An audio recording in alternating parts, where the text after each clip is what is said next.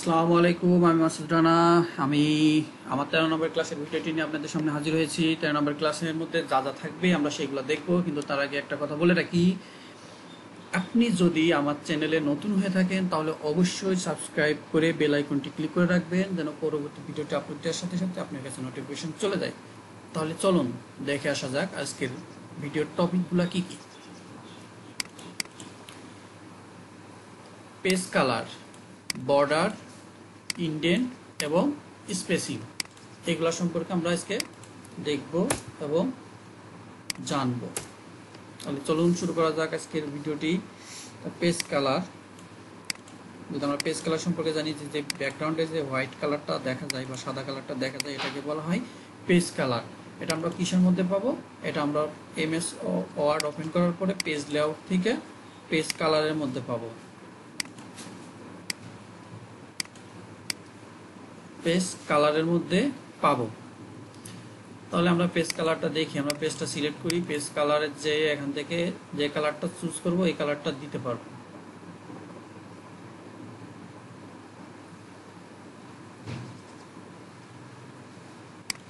আসলে আমরা পেজ কালারগুলো ব্যবহার করে থাকি বিভিন্ন ধরনের ডকুমেন্ট, যেমন বলতে পারি প্যাড বা কোনো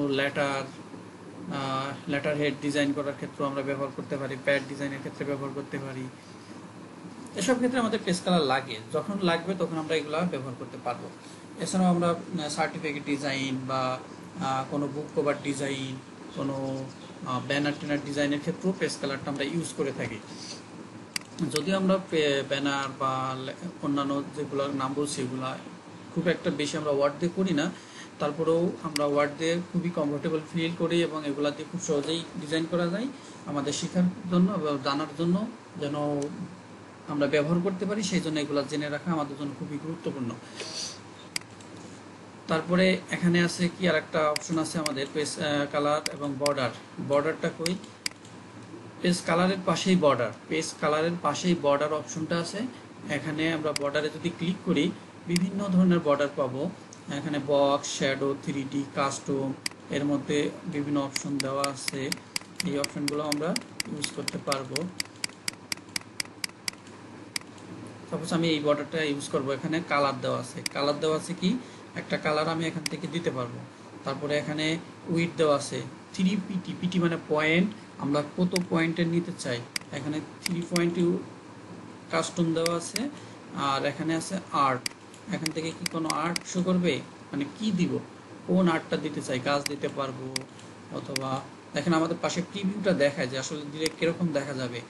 আমরা এখান থেকে দেখে দেখে প্রিভিউ যেটা আমার কাছে সুন্দর লাগবে বা আমাদের কাছে যেটা সুন্দর লাগবে সেটা আমরা এখান থেকে দিয়ে তারপরে পেজটার বর্ডারটা সিলেক্ট করতে পারবো। তারপরে এখানে হোল ডকুমেন্ট, মানে প্রত্যেকটা পেজেই বর্ডারটা থাকবে, পুরা পেজে। তাছাড়া এখান থেকে this section, first page only, all expect first page, মানে আমি এখান থেকে একটা সেকশনও ভাগ করে দিতে পারবো, শুধু ফার্স্ট পেজটা দিতে পারবো। তারপর অল এক্সপেক্ট মানে প্রত্যেকটা ডকুমেন্টের ফার্স্ট পেজ থাকবে বা প্রত্যেকটা সেকশনের ফার্স্ট পেজে থাকবে। এভাবে আমরা সিলেক্ট করে নিতে পারবো। তো আমি হোল পেজটা দিয়ে ওকে দিল। আরও একটু অপশন দেখে আসি, এখান থেকে টপে কতটুকু, লেফটে কতটুকু, বটমে কতটুকু এবং রাইটে কতটুকু, এই অপশনগুলো আমরা বর্ডার অ্যান্ড শেডিং অপশন, যে কতটুকু বর্ডার রাখতে পারি এবং শেড দিতে পারবো। এখানে ইট স্পেস বা টেক্সট, এখানে টেক্সট না পেজের, এইটা এখান থেকে বলছে যে আপনি কি টেক্সট দিতে চাচ্ছেন না পেজে দিতে চাচ্ছেন। আপনি যদি পেজে দিতে চান তাহলে পেজ, আর যদি বলেন যে টেক্সটে তাহলে টেক্সটের মধ্যে চলে আসবে। আমি যদি পেজে দিব তাই পেজটা সিলেক্ট করলাম করে ওকে, ওকে করার পরে আবার ওকে করলাম। এই যে আমার পুরো পেজের চারপাশ দিয়ে কি হয়েছে, একটা বর্ডার দেখা যাচ্ছে। যে বর্ডারটা কি, এভাবে আমরা কি করতে পারবো, বর্ডার দিতে পারবো। তারপরে শ্যাডো দিতে পারবো, 3D দিতে পারবো। 3D একই অবস্থা, এখান থেকে আমরা সিলেক্ট করে নিতে পারবো, কালার দিতে পারবো। তারপরে এখান থেকে আর্ট দিতে পারবো, শ্যাডোর মতো শ্যাডোতেও যে কালার দিতে পারবো। সবগুলো সেম, শুধু আমাদের এখান থেকে সিলেক্ট করে দিতে হবে। পাশে শেডিং আছে, শেডিং কালার দিতে পারবো আমরা। শেডিং কালার কি দিব, এখানে নো কালার আছে, এখান থেকে আমরা একটা কালার দিয়ে নিতে পারি। দেখেন প্রিভিউ দেখা যায় শেডিং কালারটা কি আসবে। স্টাইল কালার দিবেন, সলিড কালো দিতে পারি, দিয়ে ওকে দিলাম। এই যে আমি যতটুকু লেখা দিছিলাম সেই লেখাটুকুই সলিড কালারের মধ্যে চলে আসছে এবং শ্যাডো হিসাবে। তাহলে আমরা বুঝতে পারলাম যে আসলে বর্ডারটা কি, পেজ বর্ডারটা কিভাবে দিব, পেজ বর্ডারের মধ্যে শেডিং কিভাবে দিব, পেজ বর্ডারের মধ্যে আর্টটা কিভাবে দিব, পেজ বর্ডারের টপ বটম লেফট কিভাবে আমরা কতটুকু জায়গা রাখবো, শুধু টেক্সটে রাখবো না পেজের মধ্যে রাখবো বর্ডারটা, সেই সম্পর্কে দেখলাম এবং জানতে পারলাম। তারপরে আমাদের একটা আছে ইনডেন্ট। ইনডেন্টটা হলো আপনি যে লেখাটা, আমি এখানে যে লেখাটা নিয়ে আসছি এই লেখাটা আমরা ট্যাব দিয়েও সরাতে পারবো, আবার ইনডেন্ট দিয়েও সরাতে পারবো। তাহলে ইনডেন্টটা কোথায় পাবো? এখানে।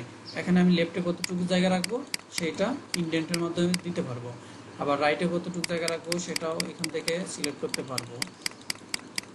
এটাকে বলা হয় লেফট ইনডেন্ট, এটাকে বলা হয় রাইট ইনডেন্ট। তারপরে আছে বিফোর আর আফটার। বিফোর মানে বিফোর যেহেতু আমাদের সবসময় জিরোই থাকে, তারপর আমরা বাড়াই দেখবো যে বিফোর মানে টপে যেটা এইটা, আর আফটার যেটা সেটা আমরা একটু দেখে আসি। দেখেন পরে, বিফোর মানে পূর্বে আর আফটার মানে পরে, মানে একটা সেকশনের পরে আর একটা সেকশনে কতটুকু জায়গা থাকবে সেইটা। আবার নো স্পেসিংও আছে, নো স্পেস, এখান থেকে যদি আমি জিরো করে দিই তাহলে কোনো স্পেস থাকবে না। আবার আমরা এটাকে আর একটা জায়গা থেকে এই স্পেসটাকে কমানো বাড়ানো করতে পারবো, সেটা হচ্ছে হোম থেকে। এই যে হোম থেকে এখান থেকে আমরা no space, add space, line space যেটাকে বলি, এখান থেকে আমরা বাড়ানো কমানো নিতে পারবো। এটাকে লাইন স্পেস বলে, যে লাইনের মধ্যে কতটুকু জায়গা রাখবো কতটুকু রাখবো না। আর এটা হচ্ছে পুরো সেকশনের মধ্যে যে কতটুকু জায়গা রাখবো কতটুকু ফাঁকা রাখবো কতটুকু রাখবো না, এটা হচ্ছে লাইন স্পেস। এটা হচ্ছে সেকশন স্পেস, আর আগেরটা দেখালাম হোম থেকে যেটা, এটা হচ্ছে লাইন স্পেস। তাহলে আমরা বুঝতে পারলাম যে ইনডেন্ট কি আর স্পেসিং কি। আর এগুলো সবগুলাই পাবো আমরা এমএস ওয়ার্ড ওপেন করার পরে পেজ লেআউটের মধ্যে। এখানে লেফট ইনডেন্ট আর রাইট ইনডেন্ট। লেফট ইনডেন্ট মানে বাম দিক থেকে সরবে, আর রাইট ইনডেন্ট মানে ডান দিকে সরবে। বিফোর মানে উপর থেকে নিচে নামবে, আর আফটার মানে এক সেকশনের পর আর এক সেকশন কতটুকু জায়গা নিবে সেই জায়গাটা, বা ফাঁকা হবে ফাঁকা জায়গা লাগবে সেই জায়গাটা।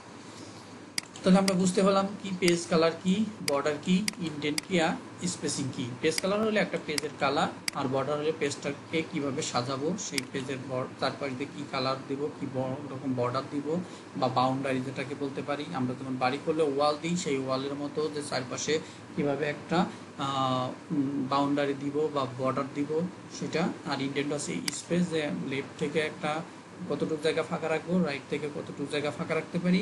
আর স্পেস হলো একটা লেখার মধ্যে বা একটা সেকশনের মধ্যে, একটা প্যারাগ্রাফের মধ্যে সেকশনগুলোর মধ্যে কতটুকু জায়গা ফাঁকা থাকবে সেই স্পেসগুলা, সেই জায়গাটুকু ফাঁকা রাখার সেই জায়গাটাকে স্পেস বলে।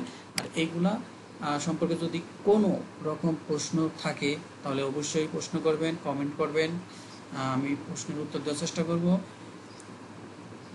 ভিডিওটি ভালো লাগলে লাইক কমেন্ট এবং শেয়ার করতে ভুলবেন না, এবং আমার চ্যানেলে যারা নতুন তারা অবশ্যই লাইক কমেন্ট এবং শেয়ার করবেন, এবং সাবস্ক্রাইব করে বেল আইকনটি ক্লিক করে রাখবেন যেন পরবর্তী ভিডিওটি পাওয়ার সাথে সাথে আপলোড দেওয়ার সাথে সাথে আপনার নোটিফিকেশন চলে যায়। ততদিন ভালো থাকবেন, আল্লাহ হাফেজ।